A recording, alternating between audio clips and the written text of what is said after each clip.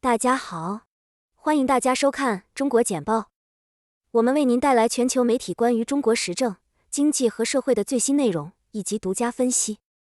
我们可信、专业、多角度的中国报道，为世界精英提供判断、决策参考。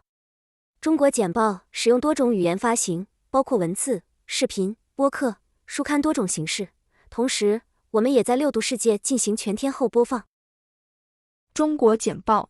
我们为您带来全球媒体关于中国时政、经济和社会的最新内容以及独家分析。我们可信的、专业、多角度的中国报道，为世界精英的提供判断、决策参考。6度简报的网址是6dobrief.com。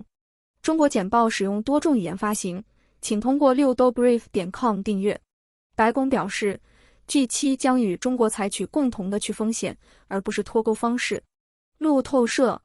国家安全顾问杰克·沙利文 （Jake Sullivan） 表示，7国集团成员将发布一份关于共同对待中国的统一声明，该声明将强调与中国去风险，而不是脱钩。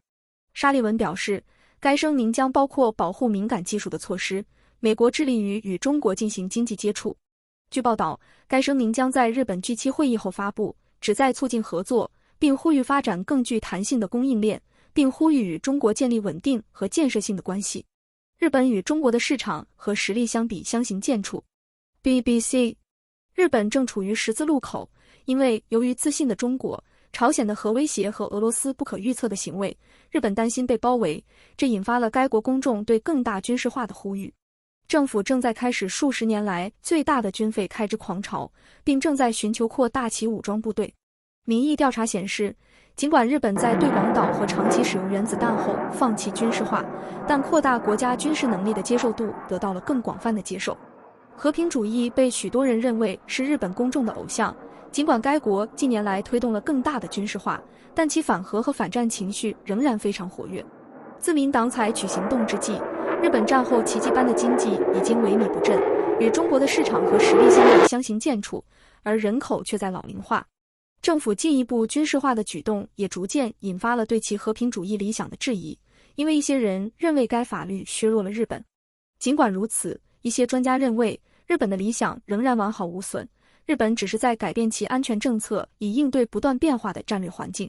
日本有可能在未来某个时候拥有美国的核武器，甚至发展自己的核武库。然而，和平主义仍然是日本政治格局的一个决定性特征。修改宪法就是放弃和平主义，忘记历史的惨痛教训。尽管日本正在走向更大的军事化，但没有人主张建立核武库。日本的军事化并不意味着他放弃了其和平主义理想或该国的反核和反战情绪，这些情绪仍然存在。和平主义的含义只是一个重新解释的过程，因为前所未有的挑战点缀住警官，几乎一半的日本现在想要一个更大、更强大的自卫队。中国廉价零售商以大胆的美国计划开设时代广场商店。彭博社，专门从事各种家居用品、玩具和电子产品的中国零售商名创美创世纪外报告称，由于美国门店的强劲表现，今年第一季度北美销售额激增，并宣布计划到2021年底在美国开设100多家门店。该公司还加快了海外扩张，并提出了成为全球超级品牌的雄心壮志。为了实现这一目标，他表示希望到2028年其 70% 的业务来自海外，高于最近一个季度的 30% 左右。美国和日本寻求联合 G7 对抗中国，北京应该担心吗？南华早报，在广岛举行的7国集团 G7 峰会并没有对中国达成一致的敌意。虽然 G7 对俄罗斯表现出了更多的团结，但中国仍然是美国及其盟国之间的一个分裂问题。峰会是巩固对乌克兰的支援，加强对俄罗斯的制裁，讨论台湾供应链、北京与莫斯科的准联盟以及据称对其他国家的经济胁迫的机会。G7 受邀者名单包括巴西、印尼和印度等主要新兴经济体，以及韩国、越南和澳大利亚等印太大国。尽管一些分析人士猜测此次峰会是针对北京的，但观察人士表示，欧洲对中国持有不同的看法，并严厉对待中国。自从岸田政府增加对更强大的安全联盟的支持以来，中日之间的不和已经升级。作为回应，中国指责日本利用其作为 G7 峰会东道主的地位来粉饰其军国主义侵略历史。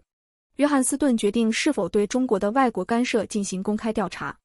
加拿大环球邮报，加拿大的反对派议员呼吁对中国的外国干涉行动进行公开调查。这些电话是在人们担心自由党政府未能认真对待北京对该国民主的威胁之际发出的。前总督大卫·约翰斯读 David Johnston 将建议进行公开调查，因为越来越多的证据表明中国干预了该国的选举过程。高度机密的文件显示，2019年选举中多达11名候选人因担心已知或涉嫌恶意行为者而成为目标。政府已经驱逐了中国外交官赵薇。此前他正在恐吓保守党外交事务评论家中迈克尔 Michael Chong 及其家人。作为回应，中国派了一名驻上海的加拿大外交官回国。反对党议员迈克尔·库珀 Michael Cooper 呼吁进行调查，声称加拿大人应该得到答案，而获得这些答案的唯一方法是通过独立的公开调查。存储晶圆市场有望复苏，长江存储在涨价方面处于领先地位。南华早报，据台湾经济时报报道，中国领先的晶圆制造商长江记忆技术股份有限公司 YMTC 已成为第一家提高 NAND 快闪记忆体价格的公司，这表明在全球供过于求之后，市场已达到定价底线。其他主要制造商包括三星电子、美光科技和 SK 海力士，预计将效仿 YMTC 之后。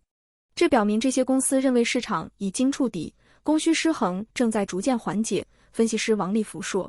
苹果在中国致富，其他亚洲市场提供下一个黄金机会。CNN， 苹果于越南年推出了一家在线商店，使该国的消费者能够首次直接购买其产品。此前，苹果在印度开设了第一家实体店，也是对新兴市场日益重视的一部分。首席执行官蒂姆·库克 Tim Cook 最近将该公司在这些经济体的前景描述为亮点。艾弗斯预测未来几年，印尼、马来西亚和印度将占苹果更大的一块蛋糕。在这些国家，苹果将希望在中国重负其成功。尽管中国局势紧张，美国晶圆供应商 Entegris 仍对台湾持乐观态度。金融时报，顶级晶圆制造材料供应商 Entegris 在台湾投资了一个价值5亿美元的制造中心。位于高雄的工厂将容纳公司最先进的制造业务，并生产最新的晶圆制造材料，包括筛检程式和容器。Entegris Bertrand Roy 总裁兼首席执行官表示，这项投资是我们对台湾半导体行业未来的信念的标志。晶片制造行业竞争激烈，领先的晶片制造商台积电、三星电子和英特尔竞相生产3纳米及以下的尖端晶片。印度海军找到倾覆的中国渔船和救生筏。南华早报，印度海军发现了一艘中国渔船倾覆，船上有39名船员，机组人员的现状尚不清楚，因为自本周早些时候Lupeng U1028在印度洋沉没以来，只发现了2具尸体。搜救行动仍在继续。倾覆船只的位置被传达给中国海军，中国海军找到了2名遇难者的尸体。微软表示，中国批准其收购视频游戏制造商动视暴雪的计划。美联社，中国竞争监管机构已无条件批准微软以690亿美元收购视频游戏公司 Activision Blizzard。然而，该交易仍面临英国和美国监管机构的反对。今年早些时候，动视暴雪在与当地发行合作伙伴发生争执后，暂停了中国大陆的许多游戏。欧洲监管机构本周有条件地批准了这笔交易，理由是微软承诺促进基于云的游戏竞争。尽管微软计划中的动视收购线已在37个国家获得批准，但由于监管机构的反对，这笔重磅交易仍处于危险之中。通过中国简报了解全球与中国相关的最新消息、分析和政策简报。6度团队汇总、综合和总结来4个重来源的最重要信息，包括媒体、智库、政府机构和行业专家。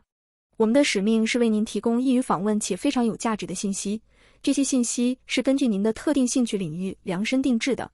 我们了解与中国相关最新发展的重要性，并旨在让我们的读者能够理解这些信息。请通过6dobrief.com 订阅中国简报。您在世界任何地方都可以通过电邮收到中国简报。